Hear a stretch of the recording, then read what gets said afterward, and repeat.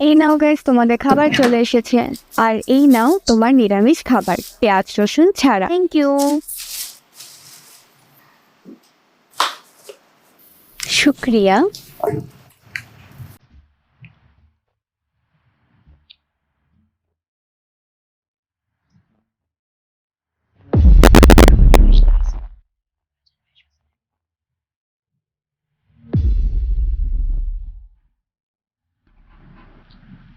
Sorry guys, আমি আসলে জানতাম না যে তোমাদের মধ্যে এমন কিছু নিয়ম আছে। হ্যাঁ, দোয়া তো পড়া উচিত। আমরা সব সময় খাবার খাওয়ার সময় আল্লাহর কাছে দোয়া পড়ি। রিচুয়াল না, স্পিরিচুয়াল। আমরাও প্রথমে ভগবানকে ভোগ নিবেদন করি, তারপর প্রার্থনা করে খাবার খাই। কিন্তু তোমার ভগবান এখানে এসে কিভাবে খেতে পারে? যেভাবে উনি তোমাদের দোয়া কানে শুনতে পায়, তেমন ভাবে উনি এখানে এসে খেতেও পারবেন। ভগবান হচ্ছেন সাকার। যদি তিনি কানে শুনতে পারেন, তাহলে তিনি এখানে এসে খেতেও পারেন। শালিনী, তুমি খাবার খাওয়ার আগে প্রার্থনা করো না? না, কিন্তু আমার কাকা একবার আমাকে বলেছিল যে আমাদের অবশ্যই খাবারের দেবতা এবং ঋষভদের ধন্যবাদ জানানো উচিত। তুমি তাহলে অন্নপূর্ণা দেবীর কথা বোঝাতে চাও? কি? খাবারের দেবতা। হ্যাঁ, আমাদের অবশ্যই তাকে এবং কৃষকদের ধন্যবাদ জানানো উচিত, কিন্তু আমি বিশ্বাস করি গাছের গোড়ায় জল দেওয়াকে। দেখো, আমরা তো সবসময় সৃষ্টির প্রশংসা করি, কিন্তু আমরা সৃষ্টিকর্তার প্রশংসা করতে ভুলেই যাই। এখন চিন্তা করো, জল না থাকলে, বায়ু না থাকলে, উর্বর জমি না থাকলে, বা ধরিত্রীমা না থাকলে কৃষকরা কি করতো? পয়েন্ট। এবার তুমি কয়জনকে ধন্যবাদ জানাবে? তোমাদের তো আবার 33 কোটি দেবী দেবতা। বলো, কাকে কাকে ধন্যবাদ জানাবে?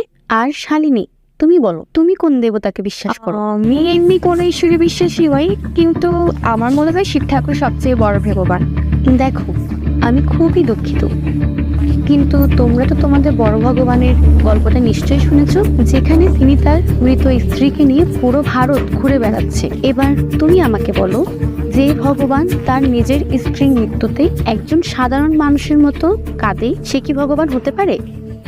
আচ্ছা, হয়তো আমি এই গল্প সম্পর্কে বিশেষ কিছু জানি না, কিন্তু উনি অনেক জনপ্রিয় এবং উত্তরিত ভগবান রামও অনেক জনপ্রিয়, তাই না? ওনার গল্প তো তোমার জানা আছে না? সবাই জানে ওনার স্ত্রীকে রাবণ নিয়ে গেছে। হ্যাঁ, জানা আছে। এখন তুমি আমাকে বলো, উনি কি ভগবান?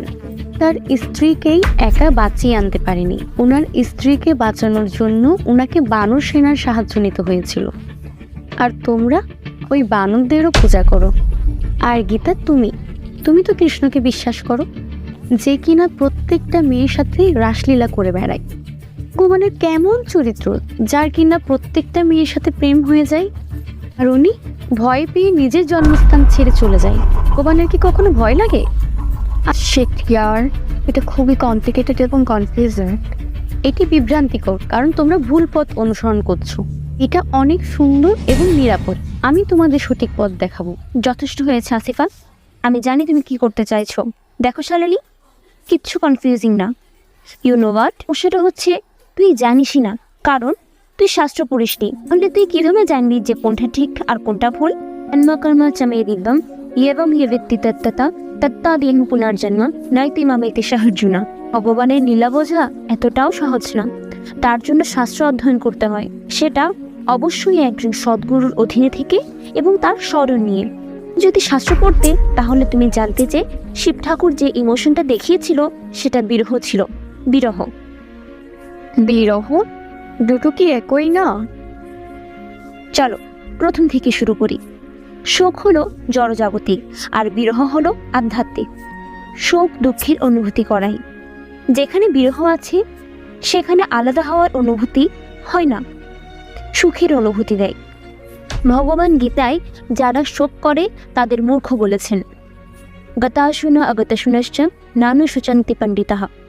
যারা যথার্থ পণ্ডিত, তারা কখনো জীবিত অথবা মৃত কারোর জন্যই শোক করেন না। ভগবদ্গীতা 2য় অধ্যায় শ্লোক নং 11। আপন কারোর মৃত্যুতে চোখের জল ফেলা, সেটা শোক। কিন্তু ওই যে রামায়ণ দেখতে দেখতে যে অশ্রু ঝরে, ওটা বিরহ হয়, বিরহ। আর এমন বিরহতে আমাদের ভগবানের প্রতি ভালোবাসা বৃদ্ধি পায়। যেভাবে শিব ঠাকুর বিরহ দেখিয়েছিলেন, সেইভাবে শ্রীরামও সীতামার চলে যাওয়ার পর বিরহ যন্ত্রণায় ঘুরছিল। শুধু এটাই নয়, সীতা দেবী এতই পবিত্র যে ওনাকে ভগবান রাম ছাড়া কেউ স্পর্শ করতে পারতেন না। আসিফা, তুমি যেন কি বলছিলে? ভগবান রাম তার পত্নীকে বাঁচানোর জন্য বানর থেকে সাহায্য নিয়েছিল? আমি বলতে চেয়েছি ভগবান সর্বশক্তিমান, ঠিক? হ্যাঁ, মানে উনি তো একাই মারতে পারতেন, তাই না?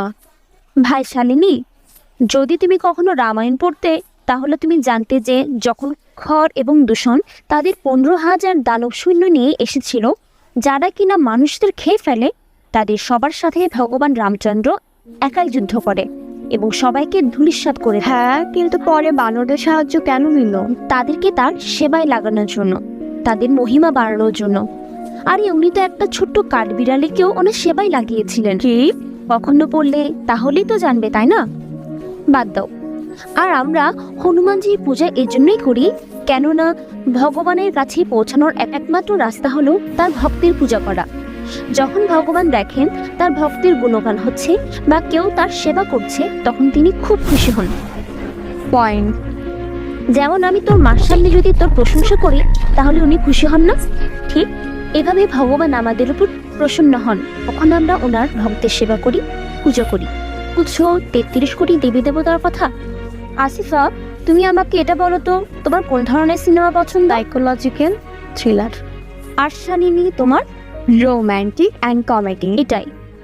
যেমন সবার নিজের নেচার অনুসারে ফেভারিট জনার থাকে, তেমনি ভগবান সবার জন্য তাদের নেচার অনুসারে বেদ এবং পুরাণ দিয়েছেন। আর সেই পুরাণকে অনুসরণ করে লোকজন তাদের দেবী দেবতার প্রতি আসক্ত হয়, আর এইসব দেবী দেবতারাই ভগবানের সেবা করছেন। যেমন আলোর দেবতা সূর্যদেব, বাতাসের দেবতা পবনদেব, বৃষ্টির দেবতা ইন্দ্রদেব। যেমন একটা রাজ্য চালানোর জন্য অনেক পজিশন থাকে, তেমনি পুরো ব্রহ্মাণ্ডকে চালানোর জন্য আলাদা আলাদা দেবদেবী আছে। তার মানে উনি ওনার অবস্থানের অপব্যবহার করবে, যে কোনো মেয়ের সাথে যে কোনো কিছু করবে, রাস লীলা করবে। থামো আসিফা, এবার তুমি তোমার সীমা অতিক্রম করছো। তুমি কৃষ্ণ সম্পর্কে কি জানো? যারা বলে যে কৃষ্ণ করলে রাসলীলা আর আমরা করলে ক্যারেক্টার ঢিলা, ওদেরকে বলো আগে ভাগবতম পড়তে। রাসলীলার ঠিক আগে ভগবান গোবর্ধন পর্বতকে তুলেছিল, ওদেরকে বলো তো আগে গিয়ে গোবর্ধন পর্বতকে তুলতে। জন্ম নেওয়ার সাথে সাথে উৎনয় নামক রাক্ষসীকে মেরেছিল, বাচ্চারা একটা মশাও মারতে পারে না। যখন তিনি হামাগুড়ি দিচ্ছিল মুখে পুরো ব্রহ্মাণ্ড দেখিয়ে দিয়েছিল। তুমি তোমার মুখে এই হোস্টেলটাই দেখিয়ে দাও তো আসিফা। তুমি কি জানো দ্বারকাতে ভগবান শ্রীকৃষ্ণের 16,108 জন পত্নী রয়েছে এবং সবার আলাদা আলাদা প্রাসাদ আছে, এবং প্রত্যেকটা প্রাসাদে শ্রীকৃষ্ণ সবার সাথে থাকতেন একই সময়ে প্রতিদিন। সকল রানী কৃষ্ণের প্রতি সন্তুষ্ট এবং কৃষ্ণ তাদের সবার চাহিদা পূরণ করতেন। এটা কি কোনো সাধারণ মানুষের পক্ষে সম্ভব? এই যুগে তো একটাই সামলাতে পারে না, কিন্তু ওই সময় সকল রানী একে অপরের সাথে খুব খুশি ছিল এবং তাদেরকে কৃষ্ণ খুশি রাখত। কেন? কারণ তিনি হচ্ছেন ভগবান। আর রইল ব্রজগোপীদের সাথে রাসলীলা করার কথা। তো এতটুকু জানো, রাসলীলার সময় কয়েক কোটি গোপী ছিল, আর কৃষ্ণ পুরো সময় প্রত্যেকটা গোপীর সাথে ছিল এবং তাদের সাথে নৃত্য করছিল একই সময়ে কয়েক কোটি গোপীর সাথে। এগুলো অনেক গভীর লীলা, আর এগুলো তখনই জানতে পারবে যখন সাধুদের সাথে থেকে শাস্ত্র অধ্যয়ন করবে।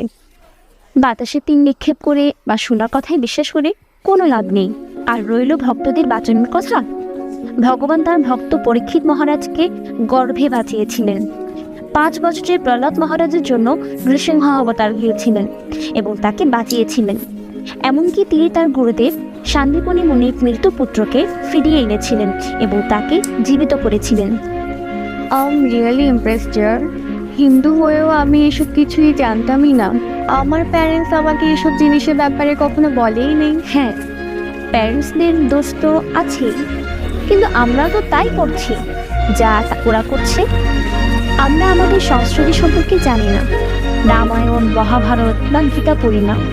আজকাল তো এগুলো পড়া অনেক সহজ, সবকিছু আমাদের মোবাইলেই পাওয়া যায়, এবং সমস্যাটা হচ্ছে আমরাই পড়তে চাই না। আর এই জন্য যে কেউ আমাদের যা তা বলে আর আমরা বিশ্বাস করি, আর নিজেদের বিশ্বাসকে পরিবর্তন করার জন্য তৈরি হয়ে যাই। আসলে কারো হৃদয় যদি পরিবর্তন করতে চাও তাহলে ভালোবাসা দিয়ে করো, জ্ঞান দিয়ে করো, টাকা অথবা অস্ত্র দিয়ে নয়। এবার আপনাদের পালা। যদি আপনিও চান যে আপনাকে আলতু ফালতু লোক এসে আজে বাজে কথা না বলে, আপনাকে বোকা না বানায়, তো যান গিয়ে নিজের সংস্কৃতি সম্পর্কে জানুন, গ্রন্থ পড়ুন এবং আপনাদের সন্তানদেরও পড়ান। আর আপনি নিজে একটা বাচ্চা হলে আপনার সময় নষ্ট করবেন না। এই ভিডিও শেষ, যান গিয়ে ভগবদ্গীতা পড়ুন, কিছু লেখাপড়া করুন, ভক্ত হন। আর মোবাইল টোবাইল চালানো বন্ধ করো, সবসময় মোবাইল নিয়েই তো পড়ে থাকো। মজা করছিলাম। I think you got the message.